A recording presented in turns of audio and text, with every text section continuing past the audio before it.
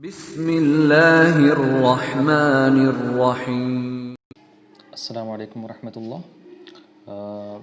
جو آخری شعر رہ گیا تھا، اب ہم اس آخری شعر کی تشریح کی طرف آگے بڑھ رہے ہیں۔ تو میں آپ کو پہلے شعر دکھا دیتا ہوں وہ شعر کیا ہے، اس کے بعد پھر ہم اس پر گفتگو کریں گے۔ تو شعر یہ ہے کہ اذا العین راحت وہی عین علی الجوی فلیس بسر ما تسر الاضالع، کہ جب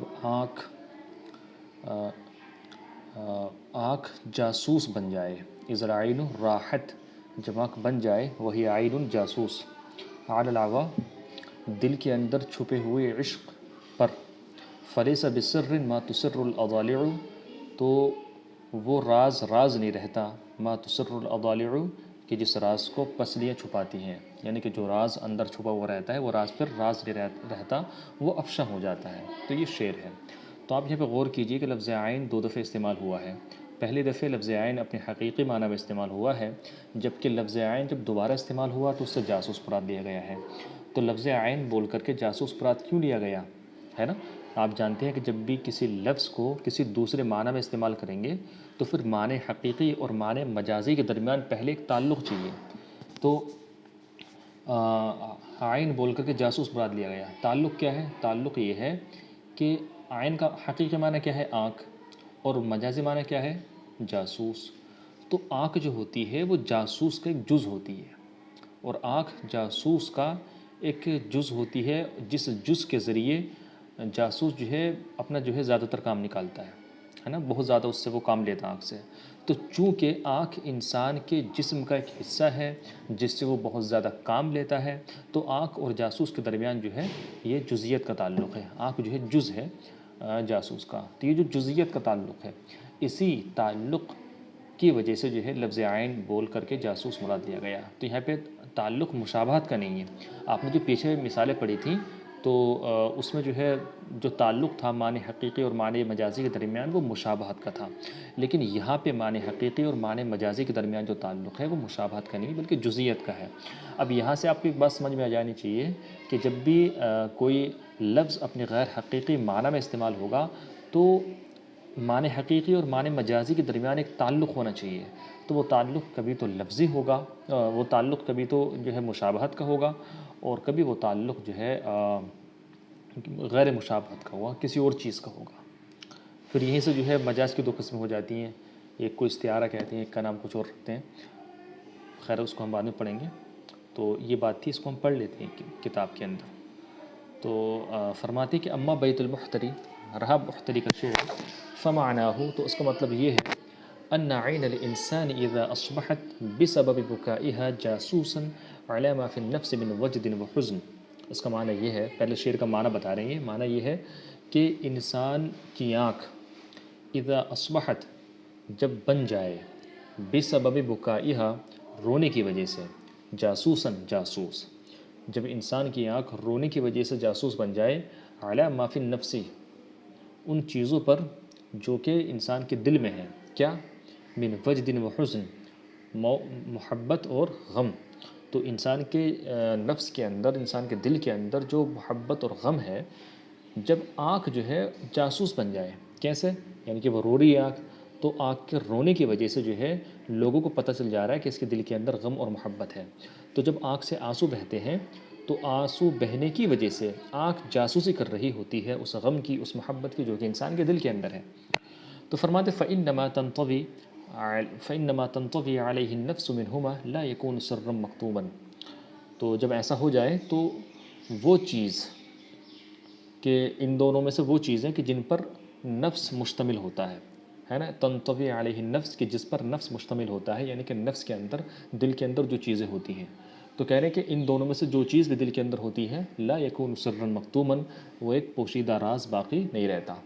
فانت ترى، تو آپ دیکھ رہے ہیں، ان کلمۃ العین الاولی استعملت فی معناها الحقیقی، کہ جو پہلے والا لفظ عین ہے وہ اپنے معنی حقیقی میں استعمال ہوا ہے، چونکہ عین بول کر کے آنکھ مراد لیا گیا ہے جو کہ اس کا حقیقی معنی ہے۔ وَأَنَّ كَلِمَةَ عَيْن الثَّانِيَةِ استُعْمِلَتْ فِي الْجَاسُوس، اور جو دوسرا والا کلمہ عین ہے اس کو استعمال کیا گیا ہے جاسوس کے معنی میں، وَهُوَ غَيْرُ مَعْنَاهَا الْأَصْلِي، اور وہ اس کا جو ہے معنی اصلی نہیں ہے، یعنی کہ عین بول کر کے جاسوس مراد لیا گیا ہے تو جاسوس اس کا معنی اصلی نہیں ہے. ولیکن لیکن پھر بھی اس کو اس پر بولا گیا اس کو اور عین بول کر جاسوس مراد لیا گیا. کیوں؟ کہہ رہے ہیں ولیکن لیکن لأن العین چونکہ آنکھ جزء من الجاسوس جاسوس کا ایک جز ہے ایک حصہ ہے. وبہا یعمل اور اسی سے جاسوس کام کرتا ہے. تو کہہ رہے ہیں کہ اس وجہ سے اطلقہا لفظ عین کو بولا گیا ہے نا جو کہ جز ہے. وہ اراد الکل اور کل مراد لیا گیا ہے. یعنی کہ جاسوس کا ایک جز جو کہ آنکھ ہے اس آنکھ کو عین کو بولا گیا اور اس سے کل جو کہ پورا جاسوس ہے وہ مراد لیا گیا. تو عین کو بولا گیا وہ اراد الکل اور اس سے کل مراد لیا گیا. شأن العرب جیسا کہ عرب کا طریقہ ہے فی اطلاق الجزء کہ وہ جز کو بولتے ہیں وہ ارادت الکل اور کل مراد لیتے ہیں. تو جز بول کر کل مراد لینا یہ جو ہے عربوں کا طریقہ ہے. کہہ رہے کہ وہ انت ترا اب علاقے پہ بات کر رہے ہیں کہ علاقہ کیا ہے. کہہ رہے وہ انت ترا اور آپ دیکھ رہے ہیں کہ ان العلاقۃ بین العین والجاسوس لیست المشابہہ کہ آنکھ اور جاسوس کے درمیان لفظ عین اور لفظ جاسوس کے درمیان جو تعلق ہے وہ مشابہت کا نہیں ہے. یعنی کہ ایسا نہیں کہ آنکھ جاسوس کے مشابہ ہے نا. کہہ رہے وانما ہی الجزئیت بلکہ علاقہ کیا ہے علاقہ جزئیت کا ہے. یعنی کہ آنکھ جو ہے وہ جاسوس کا جز ہے. تو جز ہونے کی وجہ سے لفظ عین بولا گیا اور اس سے جاسوس مراد دیا گیا. تو کہہ رہے ہیں کہ وانما ہی الجزئیت علاقہ کون سا جزئیت کا ہے. والقرینۃ علی الجوا فہی لفظیہ اور قرینہ جو ہے لفظ علی الجوا ہے نا لفظ علی الجوا ہے. یعنی جب کہا کہ پیچھے جو کہا تھا نا کہ جب آنکھ جو ہے آنکھ ہو جائے کس پر علی الجوا کیا بولتے ہیں غم اور محبت پر. تو آنکھ ہو جائے تو ظاہر سی بات ہے یہاں پہ آنکھ ہو جائے کوئی معنی نہیں بن رہا ہے نا اس کا.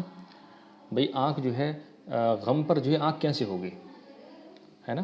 تو آنکھ سے مراد یہاں پہ یہ لیا جا رہا ہے کہ آنکھ جاسوس بن جائے یعنی کہ غم کو اور محبت کو بتانے لگے. تو لفظ علی الجوا جو ہے لفظ علی الجوا یہ بتا رہا ہے کہ یہاں پہ آنکھ بول کر کے جاسوس مراد لیا جا رہا ہے کیونکہ غم اور محبت جو ہے یہ ایک داخلی کیفیت ہے اور اس داخلی کیفیت کا اظہار جو ہے آنکھ کے ذریعے ہوتا ہے. تو لفظ علی الجوا جو ہے یہ قرینہ ہے. تو یہاں پہ قرینہ کیا ہوا لفظی ہو گیا. کہہ رہے وَيَتَّضِحُ مِنْ كُلِّ مَا ذَكَرْنَا أَنَّ الْكَلِمَاتِ شَمْسٌ وَحِزْبَرٌ وَأَغْلَبٌ وَحُسَامٌ وَسَحَابٌ وَعَيْنٌ اسْتُعْمِلَتْ فِي غَيْرِ مَعْنَاهَا الْحَقِيقِي. اور جو کچھ ہم نے ذکر کیا ہے اس سے واضح ہو جاتا ہے کہ یہ کلمات کون کون سے شمس حزبر اغلب حسام صحاب عین استعملت یہ استعمال ہوئے ہیں فی غیر معنی الحقیقی اپنے غیر حقیقی معنی میں. کس وجہ سے لعلاقت وارتباط ایک تعلق پائے جانے کی وجہ سے ایک ربط پائے جانے کی وجہ سے بین المعنی الحقیقی معنی حقیقی کے درمیان والمعنی العارض اور معنی عارض کے درمیان. وتسمى كل كلمة من هذه مجازا لغويا اور ان کلمات میں سے ہر کلمے کا جو ہے مجاز لغوی کہا جائے گا. ٹھیک ہے نا. تو یہ مجاز لغوی ہو گیا آج ہم نے پڑھ لیا. اب قاعدہ اور دیکھ لیجیے. کہہ رہے ہیں کہ المجاز اللغوی مجاز لغوی کیا ہے. کہہ رہے ہیں هو اللفظ المستعمل في غیر ما وضع له یہ وہ لفظ ہے جس کو استعمال کیا جائے معنی غیر موضوع له میں یعنی کہ اس معنی میں کہ جس کے لیے اس کو وضع نہیں کیا گیا جس کے لیے اس لفظ کو نہیں بنایا گیا تو اس معنی میں اس لفظ کو استعمال کیا جائے. تو کہہ رہے وہ مجاز اللغوی وہ لفظ ہے جس کو استعمال کیا جائے اس معنی کے لیے کہ جس معنی کے لیے اس لفظ کو بنایا نہیں گیا. بھائی لفظ آنکھ لفظ عین تو آنکھ کے لیے بنایا گیا تھا لیکن مراد جاسوس لیا جا رہا ہے تو جاسوس کے لیے تو لفظ عین بنا نہیں. ایسے جو ہے لفظ اسد جو ہے یہ بنایا کس کے لیے گیا تھا شیر کے لیے جو جانور ہے ایک لیکن اس سے مراد آپ ایک بہادر شخص لے رہے ہیں. تو مجاز لغوی وہ لفظ ہے کہ جس کو استعمال کیا جائے اس معنی میں جس معنی کے لیے اس کو بنایا ہی نہیں گیا. ٹھیک ایک بات کیوں لعلاقت کسی تعلق کی وجہ سے یعنی کہ معنی حقیقی اور معنی مجازی کے درمیان ایک تعلق بھی ہونا چاہیے. مع قرینۃ ساتھ میں قرینہ بھی ہونا چاہیے. مانعۃ جو کہ روک رہا ہو من ارادت المعنی الحقیقی معنی حقیقی مراد دینے سے یعنی کہ قرینہ ہو جو یہ آ کر بتائے کہ بھی یہاں پہ یہ جو لفظ ہے اس کا حقیقی معنی مراد نہیں بلکہ مجازی معنی مراد ہے. جیسے ہم نے کہا کہ جاء الاسد شیر آیا ٹھیک ہے اور مراد کیا ہے کہ زید آیا جو کہ بہادر ہے. تو ہم یہاں پہ جو ہے لفظ اسد بول کر کے جو ہے زید کو مراد دے رہے ہیں. تو کوئی قرینہ بھی ہونا چاہیے نا. قرینہ کبھی حالیہ ہو سکتا ہے کبھی لفظیہ یعنی کہ لفظ میں کوئی نہ کوئی لفظ بتا رہا ہوگا. یہ کبھی ہوتا قرینہ حالیہ ہوتا ہے. حالیہ مطلب یہ ہوتا ہے کہ سیاق و سباق کیا چل رہا ہے کس کی بات چل رہی ہے پیچھے سے. تو جو ایک بات چلی آ رہی ہوتی ہے تو اس سے اندازہ ہو جاتا کہ یہاں پہ جو ہے یہ مراد نہیں بلکہ وہ مراد ہے، سیاق و سباق بتا دیتا ہے۔ اچھا کبھی جب آپ بول رہے ہوتے ہیں لفظ کو تو جو ایک کیا بولتے ہیں ایک پریزنٹ جو حالت ہوتی ہے وہ بتا دیتی ہے کہ یہاں پہ لفظ کس معنی میں استعمال ہوا۔ بھائی مثال کے طور پہ آپ کھڑے ہوئے ہیں، زید نکل کر کے آیا، آپ نے کہا شیر آیا، تو یہ ایک جو پریزنٹ سچویشن ہے یہ بتا رہی ہے کہ یہاں پہ لفظ اسد سے جانور مراد نہیں بلکہ یہ جو سامنے زید آ رہا ہے یہ مراد ہے۔ تو کہہ رہے ہیں کہ علاقہ جو ہے معنی حقیقی اور معنی مجازی کے درمیان قد تکون المشابہہ، اوپر والا میں پڑھ رہا تھا کہ لعلاقتن کسی تعلق کی وجہ سے، مع قرینتن ساتھ میں ایک ایسا قرینہ بھی ہو جو کہ روک رہا ہو معنی حقیقی کو مراد لینے سے۔ اب کہہ رہے ہیں علاقہ بین المعنی الحقیقی والمعنی المجازی قد تکون المشابہہ، کہ معنی حقیقی اور معنی مجازی کے درمیان جو تعلق ہے وہ کبھی تو مشابہت کا ہوتا ہے، وقت تکون غیرہا، اور کبھی غیر مشابہت کا ہوتا ہے، جیسے آپ نے پیچھے دیکھا تھا جزئیت والا۔ کہہ رہے والقرینۃ قد تکون لفظیۃ، اور قرینہ کبھی تو لفظی ہوتا ہے، وقت تکون حالیۃ، اور کبھی حالیہ ہوتا ہے، یعنی کبھی تو ایسا ہوتا ہے کہ کوئی ایک متعین لفظ، ایک بالکل فکس لفظ بتاتا کہ بھی یہاں پہ جو ہے، جیسے پیچھے تھا نا کہ شمس تظللنی، کہ ایک سورج میرا سایہ کر رہا ہے، تو لفظ تظللنی بتا رہا ہے کہ یہاں پہ شمس سے مراد یہ آسمان والا سورج نہیں ہے، کیونکہ آسمان والا سورج سایہ کہاں کرتا ہے، وہ تو دھوپ دیتا ہے، روشنی دیتا ہے۔ تو کبھی ایسا ہوتا ہے کہ لفظ جو ہے بتاتا کہ بھئی یہاں پہ جو ہے یہ لفظ اپنے حقیقی معنی میں استعمال نہیں ہوا، تو کہہ رہے قرینہ کبھی تو لفظی ہوتا ہے کہ متعین طور پہ لفظ بتا دیتا ہے، وقت تکون حالیتاً، اور قرینہ کبھی حالیہ ہوتا ہے۔ حالی ہونے کا مطلب یہ ہے کہ بات کس کی چل رہی ہے، سیاق و سباق جو ہے وہ بتا دیتا ہے کہ بات چونکہ اس کی چل رہی ہے، جیسے پیچھے تھا کہ ایک شیر جو ہے دوسرے شیر کی تلاش میں چلا، تو اگر آپ اس کو پیچھے سے پورا پڑھنا شروع کریں تو آپ کو پتہ ہی چلے گا کہ فتح ابن خاقان اور کیا بولتے ہیں ایک شیر کا جو مقابلہ تھا اس کی بات چل رہی ہے، تو چونکہ سیاق و سباق آپ کو بتا رہا ہے کہ یہاں پہ جو ہے شیر سے مراد جو ہے وہ فتح ابن خاقان ہے، لفظ شیر یہاں پہ مجازی معنی میں استعمال ہوا، تو یہ سیاق و سباق یہ بتاتا ہے کہ جو ہے بھئی یہاں پہ جو ہے لفظ اپنے حقیقی معنی میں استعمال نہیں ہوا ہے نا۔ یہ کبھی ایسا ہوتا ہے کہ ایک موجودہ صورتحال جب آپ لفظ کو بول رہے ہیں، ٹھیک ہے، آپ کہہ رہے ہیں شیر آیا اور سامنے زید آ رہا ہے، تو اس کا مطلب یہ ہے کہ یہ حال جو موجودہ حال ہے یہ بتا رہا ہے کہ لفظ یہاں بھی حقیقی معنی میں استعمال نہیں ہوا، تو یہ مجاز لغوی ہے۔ اچھا اس کی آگے بہت قسمیں ہوں گی، ٹھیک ہے، یہ بنیاد آپ کے ذہن میں اچھے سے کلیئر ہو جانی چاہیے کہ ایک لفظ جو ہوتا ہے کبھی اپنا جو حقیقی معنی ہے اس کو چھوڑے گا اور دوسرے معنی میں استعمال ہوگا۔ اب جب دوسرے معنی میں استعمال ہوگا تو تعلق کچھ نہ کچھ ہونا چاہیے، تو تعلق یا تو مشابہت کا ہوگا یا غیر مشابہت کا ہوگا۔ اب مشابہت کا جو ہوگا پھر اس کی الگ قسم چلے گی، اور غیر مشابہت کا جو ہوگا پھر اس کا ایک الگ بیان ہوگا۔ انشاءاللہ کل ہم نموذج پڑھیں گے، تب تک کے لیے اپنا خیال رکھیے، السلام علیکم۔ اب ہم جو ہے آگے نموذج کی طرف بڑھ رہے ہیں، تو آپ مجاز کے بارے میں جان چکے کہ جب لفظ بول کر کے اس لفظ کا جو حقیقی اور ریئل معنی ہے وہ مراد نہ لیا جائے بلکہ کوئی اور معنی مراد لیا جائے تو اس کو جو ہے مجاز کہا جاتا ہے۔ اب دیکھیے میں ایک ایک کر کے جو ہے جو نموذج کے اندر اشعار ہیں ان کو پڑھتا جا رہا ہوں اور ان کی تشریح کرتا چلا جاؤں گا۔ تو قال ابو الطیب حین مرض بالحمى بمصر، ابو طیب نے کہا جب وہ مریض ہو گیا بخار سے، بمصر مصر میں، کیا کہا؟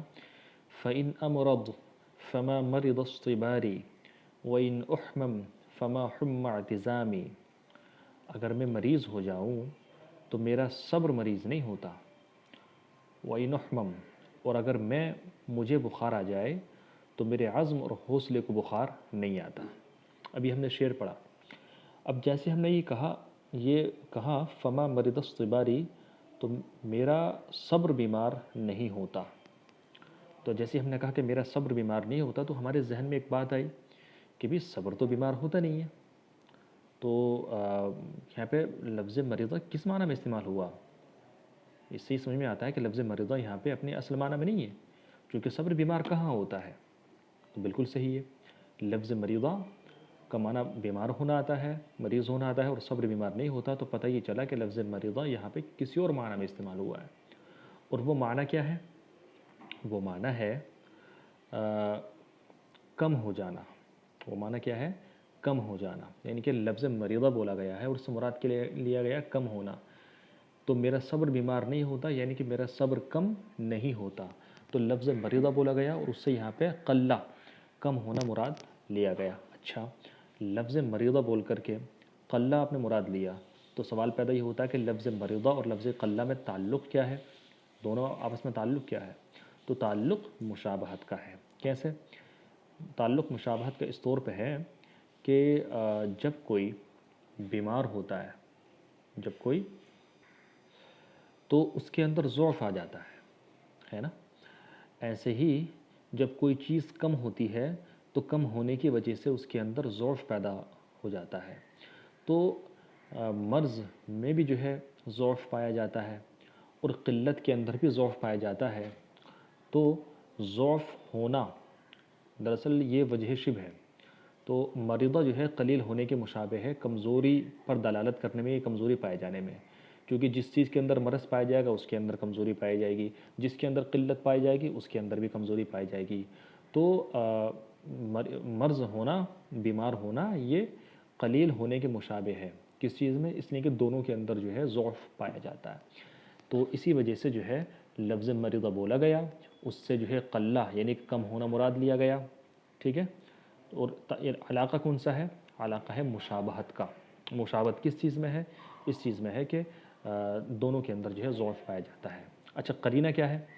تو قرینہ جو ہے لفظ استبار ہے نا؟ لفظ مریضہ یہاں پہ اپنے حقیقی معنی میں نہیں ہے بلکہ مجازی معنی میں ہے۔ اس پر قرینہ کیا ہے؟ تو اس پر قرینہ لفظ استباری ہے، میرا صبر، کیونکہ صبر جو ہے بیمار نہیں ہوتا، تو پتہ یہ چلا کہ لفظ مریضہ یہاں پہ اپنے حقیقی معنی میں استعمال نہیں ہوا۔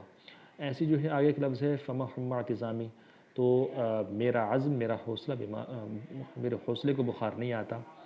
تو جیسے کہا کہ میرے حوصلے کو بخار نہیں آتا، تو آپ کے ذہن میں فوراً ایک بات آ جائے گی کہ بھئی حوصلہ اور عزم تو بیمار، عزم کو تو بخار نہیں آتا۔ تو اس سے ہی پتہ چلتا کہ یہاں پہ حمہ یعنی کہ بخار آنا اپنے حقیقی معنی میں استعمال نہیں ہوا ہے، ٹھیک ہے؟ اچھا، حقیقی معنی میں استعمال نہیں ہوا تو پھر اس سے مراد کیا ہے؟ تو اس سے مراد ہے ختم ہو جانا، ہے نا؟ ختم ہو جانا۔ تو حمہ بخار آنے سے بول کر کے مراد کے لیا گیا ہے ختم ہو جانا۔ تو مطلب یہ ہے کہ میرے عزم کو بخار نہیں آتا، یعنی کہ میرا عزم اور میرا ارادہ، میرا حوصلہ ختم نہیں ہوتا۔ تو لفظ حمہ بولا گیا اور اس سے مراد کیا ہے؟ ختم ہونا لیا گیا۔ تو لفظ حمہ یہاں پہ اپنے حقیقی معنی میں نہیں ہے بلکہ اس سے جو ہے ختم ہونا مراد ہے۔ اب سوال پیدا یہ ہوتا ہے کہ لفظ حمہ بولا گیا اور اس سے ختم ہونا، ٹوٹ جانا عزم کا، یہ مراد لیا گیا، تو دونوں میں تعلق کون سا ہے؟ تو دونوں میں تعلق جو ہے مشابہت کا ہے۔ اس لیے کہ جب کسی چیز کو بخار آتا ہے تو بخار آنے کی وجہ سے جو ہے ایک بری تاثیر اس میں مرتب ہوتی ہے اور وہ کچھ بھی نہیں کر پاتا جس کو بخار آ جاتا ہے۔ ایسے ہی جو ہے جب کوئی چیز ختم ہو جاتی ہے تو وہ بھی کچھ کرنے کی پوزیشن میں نہیں ہوتی ہے۔ تو بخار آنے کا بھی ایک جو ہے برا اثر پڑتا ہے اور کسی چیز کے ختم ہو جانے کا بھی ایک برا اثر پڑتا ہے۔ تو لفظ حمہ بولا گیا اور یہاں پر ختم ہو جانا مراد ہے، ٹھیک ہے؟ تو تعلق جو ہے مشابہت کا ہے، چونکہ بخار آنے پر بھی جو ہے ایک برا اثر مرتب ہوتا ہے اور کیا بولتے ہیں کسی چیز کے ختم ہو جانے پر بھی ایک برا اثر مرتب ہوتا ہے۔ قرینہ کیا ہے؟ قرینہ ہے لفظ اعتزام، ہے نا؟ لفظ اعتزام بتا رہا ہے کہ یہاں پہ حمہ اپنے حقیقی معنی میں نہیں ہے۔ آگے چلیے، وقال حينما انزل السحاب بالمطر وكان مع ممدوحه، اور ابو طیب نے کہا جس وقت بادل نے ڈرایا بارش سے، وكان مع ممدوحه، اور وہ اس وقت اپنے ممدوح کے ساتھ تھا۔ ابو طیب کیا کہا اس نے؟ تعرض لي السحاب وقد قفلنا فقلت إليك إن معي السحاب، اور بادل میرے سامنے آیا اس وقت جب کہ ہم واپس ہوئے، جب ہم واپس ہوئے تھے تو اس وقت جو ہے بادل میرے سامنے آیا۔ فقلت، تو میں نے کہا، الیکا، رک جاؤ، ٹھہر جاؤ، ان معی السحابہ، بے شک میرے ساتھ بھی بادل ہے۔ اب جیسے کہا کہ میرے ساتھ بھی بادل ہے تو ظاہر سی بات ہے یہ پڑھتے ہی آپ کے ذہن میں آ جائے گا کہ بادل تو اس کے ساتھ تھا نہیں، ہے نا؟ اس سے پتہ ہی چلتا ہے کہ لفظ سحاب یہاں پہ اپنے حقیقی معنی میں استعمال نہیں ہوا ہے۔ بالکل صحیح، حقیقی معنی میں استعمال نہیں ہوا بلکہ سحاب بولا گیا ہے اور اس سے ممدوح کو مراد لیا گیا ہے۔ سحاب بولا گیا ہے اور ممدوح کو مراد لیا گیا ہے۔ اچھا، تو لفظ سحاب بول کر کے ممدوح کو اپنے بادشاہ کو مراد دیا، وجہ کیا ہے دونوں میں؟ تعلق کو کیا ہے دونوں میں؟ تو تعلق مشابہت کا ہے، اس لیے کہ جو بادل ہے وہ بھی عطیات دیتا ہے لوگوں کو، اور جو ممدوح ہے وہ بھی عطیات دیتا ہے لوگوں کو، تو دونوں کا جو ہے ایک اچھا اثر ہے، وہاں سے بھی کچھ نہ کچھ ملتا ہے اور وہاں سے بھی کچھ نہ کچھ ملتا ہے، تو اسی وجہ سے لفظ صحاب بولا گیا ہے اور اس سے ممدوح کو مراد لیا گیا ہے، تعلق مشابہت کا ہے۔ اچھا، قرینہ، یعنی کہ قرینہ جو یہ بتا رہا ہے کہ یہاں پہ لفظ صحاب اپنے حقیقی معنی میں استعمال نہیں ہوا ہے، وہ کیا ہے؟ تو وہ لفظ معی ہے نا؟ جب کہا نا کہ میرے ساتھ بادل ہے، تو بادل تو ساتھ نہیں ہوتا نا، تو لفظ معی بتا رہا ہے کہ یہاں پہ صحاب اپنے حقیقی معنی میں استعمال نہیں ہوا ہے۔ تو یہ دراصل ایک اجرا کرنے کا طریقہ ہے، بلاغت کا اجرا کیسے کیا جاتا ہے۔ تو ایک قرینہ ملے گا جو کہ آپ کو بتائے گا کہ یہاں پہ لفظ اپنے حقیقی معنی میں نہیں ہے، پھر آپ غور کریں گے حقیقی معنی میں نہیں ہے تو کس معنی میں استعمال ہوا ہے، اس معنی پر دیکھیں گے، پھر دونوں معنی کے درمیان جو ہے تعلق تلاش کریں گے، تو یہ آپ کا کام ہوتا ہے۔ اب آگے دیکھیے، وقال آخر، اور ایک دوسرے شخص نے کہا، کیا کہا؟ بلادی وإن جارت علی عزیزۃ وقومی وإن ظنوا علی کرام، بلادی، میرا ملک، وإن جارت علی عزیزۃ، اگرچہ وہ مجھ پر ظلم کرے، جارہ یجورو ظلم کرنا، میرا ملک اگرچہ مجھ پہ ظلم کرے، عزیزۃ، لیکن وہ پھر بھی جو ہے میرے نزدیک عزیز ہے، مجھے پیارا ہے، وقومی، اور میری قوم، وإن ظنوا علی، اگرچہ میرے ساتھ بخل کا برتاؤ کرے، کرامو، لیکن پھر بھی میری قوم میرے لیے کیا ہے؟ کریم ہے، انعامات دینے والی ہے۔ تو جیسے کہا کہ بلادی وإن جارت علیہ، میرا ملک اگرچہ مجھ پر ظلم کرے، ہے نا؟ تو بھئی ملک تو ظلم کرتا نہیں ہے نا؟ جیسے کہا کہ میرا ملک اگرچہ مجھ پہ ظلم کرے، تو ملک تو ظلم کرتا نہیں ہے، ظلم کون کرتا ہے؟ ظلم کرتے ہیں ملک کے اندر رہنے والے لوگ، ملک ظلم تھوڑی کرتا ہے، ملک کے اندر جو لوگ رہتے ہیں، بلاد کے اندر جو لوگ رہتے ہیں وہ ظلم کرتے ہیں۔ تو پتہ یہ چلا کہ لفظ بلاد یہاں پہ اپنے حقیقی معنی میں نہیں ہے۔ حقیقی معنی میں کیوں نہیں ہے بھی؟ قرینہ کیا ہے اس کا؟ تو وہی چارت، ظلم کرنا، جو کہ ملک تھوڑی ظلم کرتا ہے، ظلم تو ملک کے اندر رہنے والے لوگ کرتے ہیں۔ تو لفظ بلاد یہاں پہ اپنے حقیقی معنی میں نہیں ہے، اس پر قرینہ کیا ہے؟ وإن جارت۔ اچھا، حقیقی معنی میں نہیں ہے تو پھر کس معنی میں ہے؟ تو بلاد بولا گیا ہے، اور بلاد بول کر کے بلاد کے اندر رہنے والے لوگ مراد ہیں، یعنی کہ محل بولا گیا ہے، اور محل کو بول کر کے حال تشدید کے ساتھ، تو وہ جو ہے وہ مراد ہے۔ تو پتہ یہ چلا کہ لفظ بلاد بولا گیا ہے اور اس سے جو ہے وہاں پر رہنے والے لوگ مراد ہیں۔ اچھا، تعلق کیا دونوں میں؟ تو تعلق مشابہت کا ہے؟ نہیں، بلاد اور بلاد میں رہنے والے لوگ، ان میں کوئی مشابہت تھوڑی ہے، بلکہ تعلق جو ہے غیر مشابہت کا ہے۔ تعلق مشابہت کا نہیں ہے، تعلق کس چیز کا ہے؟ غیر مشابہت کا، اور وہ کیا چیز ہے؟ وہ ہے محلیت۔ محلیت یعنی کہ بلاد جو ہے، چونکہ بلاد کے جو باشندے ہیں ان کا محل کیا ہے؟ لفظ بلاد، بلاد ان کا محل ہے، تو یہاں پہ جو ہے بلاد بولا گیا ہے اور اس سے مراد وہاں پر رہنے والے لوگ ہیں۔ تعلق کون سا ہے؟ علاقہ ہے محلیت کا۔